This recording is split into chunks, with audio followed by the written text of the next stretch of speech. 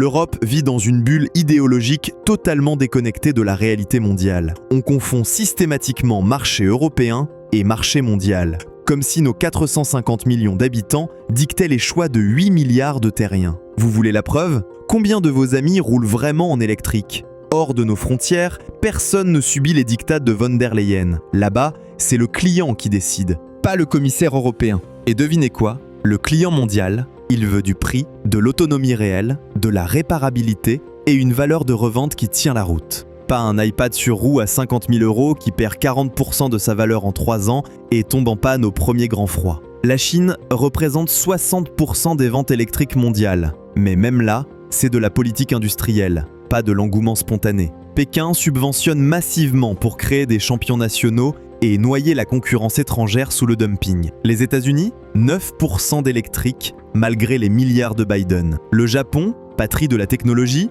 3% seulement, parce que Toyota maîtrise l'hybride depuis 25 ans et n'a pas envie de dépendre des batteries chinoises. Vous pensez vraiment que Toyota ne sait pas ce qu'elle fait après 25 ans d'avance technologique? Chaque région joue ses atouts stratégiques, pendant que l'Europe s'auto-flagelle. Premier mensonge européen, tout le monde adopte l'électrique. Faux, seule l'Europe s'impose cette transition, forcée par idéologie. Le reste du monde choisit selon ses intérêts économiques et géopolitiques. Et surprise, ils ne choisissent pas l'électrique à batterie. Les chiffres sont implacables. Selon l'OICA, l'Organisation internationale des constructeurs automobiles, sur les 67 millions de voitures vendues dans le monde, hors Chine en 2024, moins de 8% sont électriques. En Chine, c'est 35%, mais avec 30% de subventions publiques et une guerre commerciale contre l'importation. Retirez les artifices politiques et l'électrique s'effondre partout. La classe moyenne mondiale n'a pas 45 000 € à claquer dans une voiture qui vaut 25 000 € au bout de 4 ans.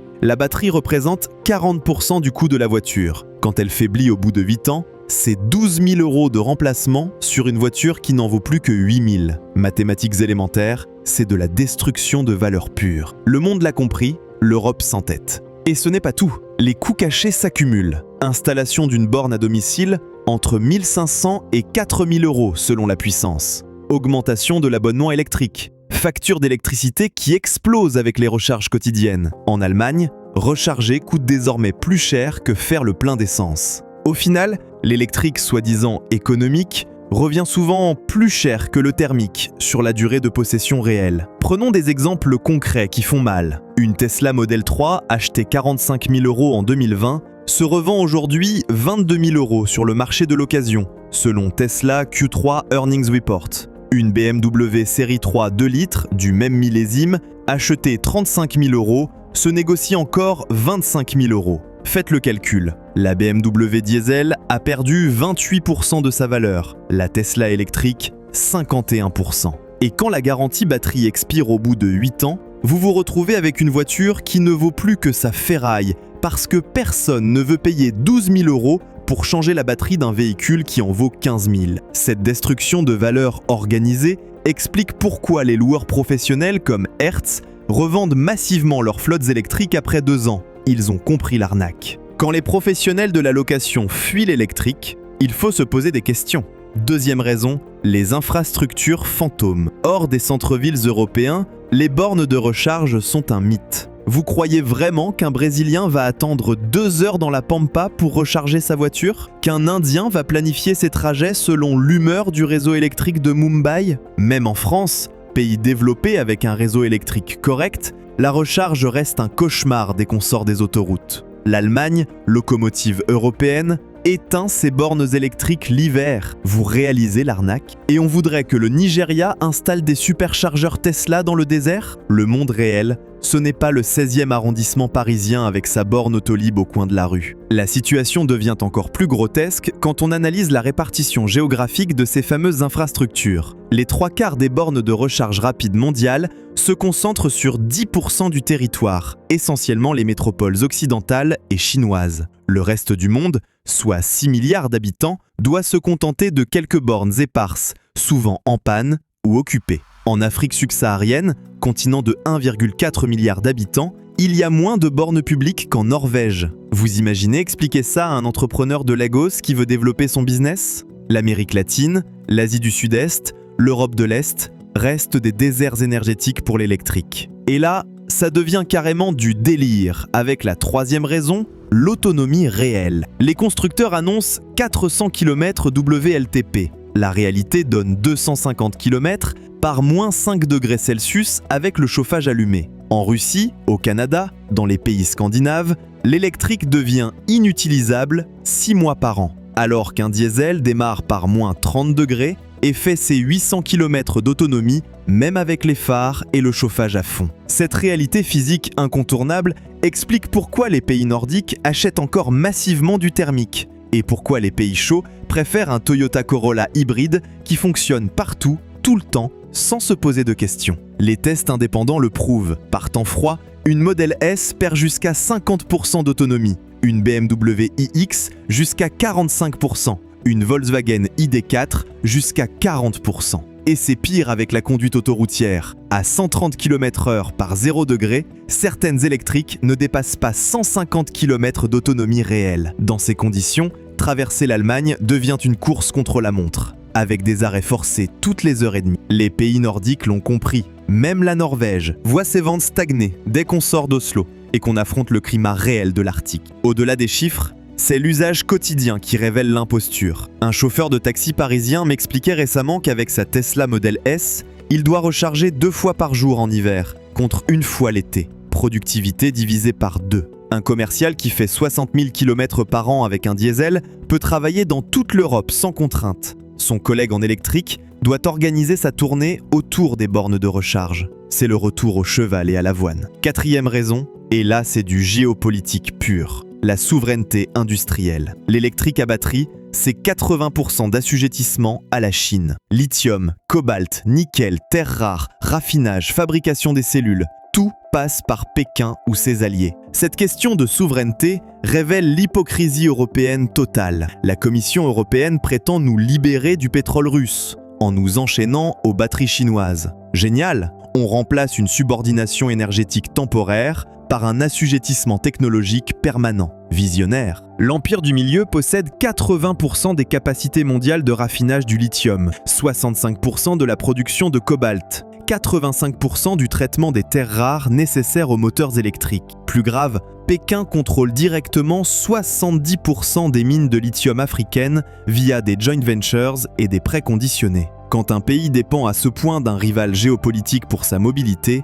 il devient vulnérable au chantage. C'est exactement ce qu'ont compris les États-Unis en relançant leurs mines de lithium domestiques et le Japon en diversifiant ses approvisionnements vers l'Australie et l'Amérique latine. L'Europe, elle, fonce tête baissée vers cette subordination stratégique suicidaire. Le plan chinois, Made in China 2025, prévoit explicitement la domination des secteurs stratégiques, automobiles inclus. Nous finançons notre propre colonisation industrielle. Cinquième raison, la fiabilité et la réparabilité. Une voiture électrique moderne, c'est 50% d'électronique, des mises à jour over the air, des capteurs partout et des pannes impossibles à diagnostiquer. Le garagiste du village ne sait pas réparer ça. Il faut retourner au concessionnaire avec la facture qui va avec. Le monde préfère la simplicité mécanique. Un moteur diesel, une boîte manuelle, des pièces disponibles et un mécanicien compétent à chaque coin de rue. Ça marche depuis 50 ans, ça marchera encore 50 ans.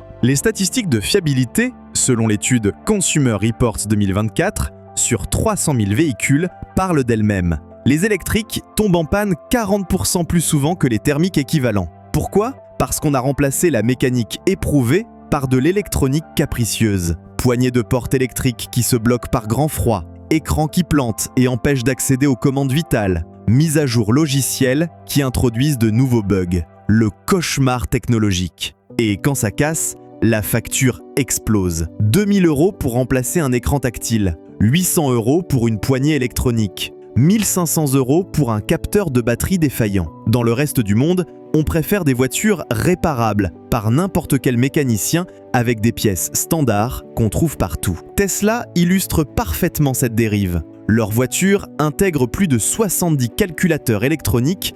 Résultat, une panne sur 10 nécessite une mise à jour logicielle à distance, quand ça marche. Sinon, c'est remorquage obligatoire vers un centre agréé Tesla, seul habilité à intervenir sur ces bijoux de technologie. Un simple remplacement de rétroviseur coûte 1200 € chez Tesla, contre 150 € sur une Clio, parce qu'il faut reprogrammer les caméras intégrées. Cette complexité délirante explique pourquoi les taxis londoniens, réputés pour leur pragmatisme, abandonnent massivement l'électrique après avoir testé. Trop de pannes, trop cher à réparer, trop contraignant à utiliser. Ils reviennent au diesel éprouvé qui fonctionne 400 000 km sans broncher. Sixième raison, peut-être la plus importante, le pragmatisme économique. Quand un pays veut réduire sa consommation et ses émissions sans ruiner sa population, il choisit l'hybride Toyota. 25 ans de fiabilité prouvée, 4 litres au 100.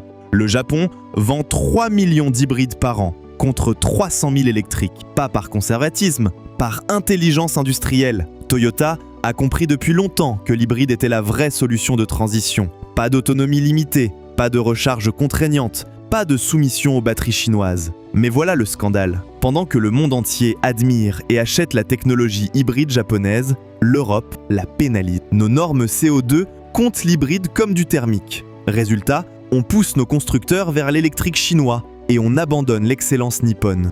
Cette schizophrénie européenne atteint son paroxysme avec l'interdiction 2035 du thermique. Pendant que nous programmons notre suicide industriel, les États-Unis investissent dans les biocarburants. Le Japon développe l'hydrogène et l'empire du milieu nous vend ses batteries en ricanant. L'excellence technologique japonaise dans l'hybride n'est pas un hasard. Pendant que l'Europe subventionnait l'électrique à fond perdu, Toyota optimisait ses moteurs Atkinson, développait ses transmissions planétaires, améliorait l'intégration thermique électrique. Résultat, une Prius fait du 3,5 litres au 100 en usage réel, démarre par -20 degrés, fonctionne sans recharge externe et roule 300 000 km sans problème majeur. Cette technologie mature et éprouvée équipe aujourd'hui des dizaines de modèles, du petit utilitaire au SUV familial. Tous affichent des consommations inférieures à 5 litres au 100, avec un agrément de conduite et une fiabilité que l'électrique n'atteindra jamais. Mais l'Union européenne, dans son aveuglement idéologique, préfère interdire cette solution pragmatique pour forcer l'adoption d'électriques immatures dépendant de la Chine. Nous assistons en direct au plus grand hold-up industriel de l'histoire. L'Europe finance la destruction de sa propre industrie automobile au profit de concurrents chinois qui utilisent nos subventions pour nous éliminer. Les constructeurs chinois vendent leurs voitures électriques 30% moins chères que nos constructeurs grâce aux subventions de Pékin, puis utilisent les bénéfices européens pour racheter nos fleurons en difficulté. Geely a racheté Volvo, SAIC contrôle MG, BYD négocie avec des équipementiers européens. La colonisation industrielle bat son plein. Cette réalité internationale devrait nous faire réfléchir sur notre stratégie. Sommes-nous des visionnaires en avance sur le monde ou des idéologues déconnectés de la réalité économique? La réponse est dans les chiffres. 85% du monde refuse. Alors, que faire concrètement si vous êtes français et que vous voulez échapper à cette arnaque organisée? D'abord, ignorez la propagande officielle. L'électrique n'est pas l'avenir incontournable. C'est un choix politique européen contestable et contesté. Pour les gros rouleurs, le diesel reste imbattable. Un bon 1,6 litre HDI Peugeot ou un 2 litres TDI Volkswagen d'avant 2015, c'est 800 km d'autonomie, 5 litres au 100 et une mécanique éprouvée. Oui, les ZFE compliquent la donne dans certaines villes, mais pas partout, pas tout de suite. Pour l'usage mixte, l'hybride Toyota reste la référence mondiale. Prius, Corolla, RAV4 hybride, 25 ans d'excellence industrielle japonaise, 4 litres au 100, zéro contrainte d'usage. Plus cher qu'un thermique équivalent, mais moins cher et plus pratique qu'un électrique. Pour les budgets serrés, Dacia continue de faire du bon travail. Logan, Sandero, Duster, de l'honnêteté mécanique sans fioriture. Et si votre région le permet, pensez au super-éthanol E85. Le super-éthanol mérite qu'on s'y attarde. Produit en France à partir de betteraves et de céréales françaises, il coûte 2 fois moins cher que l'essence, tout en réduisant les émissions de CO2 de 70%. Avec un simple boîtier d'adaptation à 1 000 €, la plupart des moteurs essence peuvent fonctionner au E85. C'est de l'indépendance énergétique immédiate, sans infrastructure nouvelle, sans batterie chinoise, sans contrainte d'autonomie. La France pourrait couvrir 50% de ses besoins en carburant avec l'E85 si elle développait cette filière. Mais non, on préfère subventionner l'électrique chinois. L'absurdité bureaucratique européenne dans toute sa splendeur. Partagez massivement cette analyse pour que vos proches comprennent la réalité derrière la propagande électrique. Le monde entier nous regarde nous saborder en temps réel et refuse de nous suivre dans cette impasse industrielle. Le reste du monde a raison, l'Europe a tort.